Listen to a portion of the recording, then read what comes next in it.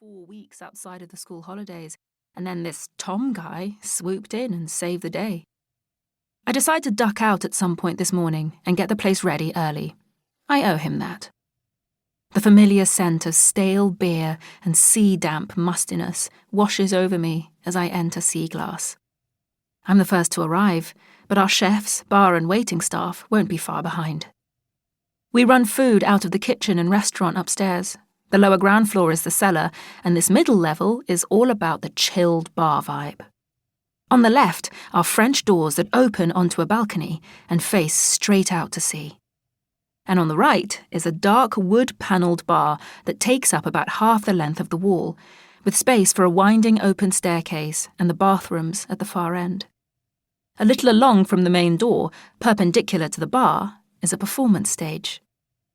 My stomach pinches as I stare at this small raised platform, and for a moment, I'm back in the past, and Finn is at the mic, his lips cocked in a half-smile, his gaze tangled up with mine.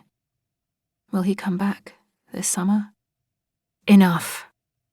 Behind me, the door clangs open, making me jump. I turn around, expecting to see staff, and instead find a stranger. A tall, broad man carrying a large black rucksack, his hands jammed into the pockets of a dark grey hoodie, with the hood pulled up over his head. "Sorry, we're not open yet," I call. He comes to an abrupt stop, looking thoroughly fed up. "What time do you open?" he asks shortly. 10 a.m. It's only 9:15. He mutters under his breath as he turns on his heel and walks straight out again, leaving the door wide open. Rude. I go over to shut the door and glance down at the beach in time to see another wave crash onto the sand, erasing a whole section of tree. Despite my determination to stay upbeat today, I can't help but feel a little melancholic as I get on with opening up. There's no car parked on the drive when I return to Beach Cottage, the aptly named house that has been my home since the age of 13. A few years ago, I had it converted into 2 separate apartments, but from the outside, it looks like a 2-story cottage. It's built of grey stone with a central door and 4 symmetrical windows with pale blue frames. Peeking above the high wall enclosing the property are the spiky heads of 3 fat palm trees. Along the front runs a bubbling stream, which is hugged by a waist-high stone wall with so much lush moss and foliage packed into its cracks and crevices that it looks half alive. 2 bridges, only 1.5 meters long, allow access to the driveway and my front door.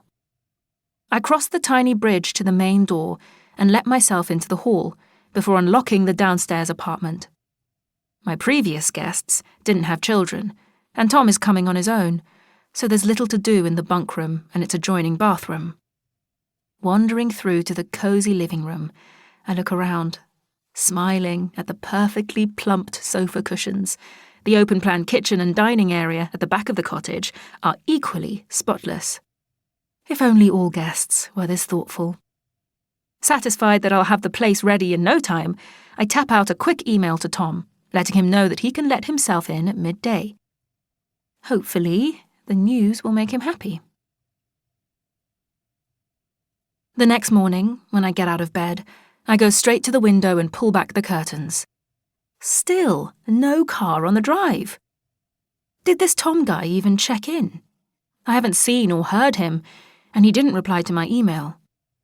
An hour later, all thoughts of my wayward house guest are forgotten as I stand on the balcony outside Sea Glass and stare in stationary silence at the 2 trees now etched into the beach. The first, on the left, stretches outwards from the stream in the same style as yesterday's, a span of leafless, elegant branches.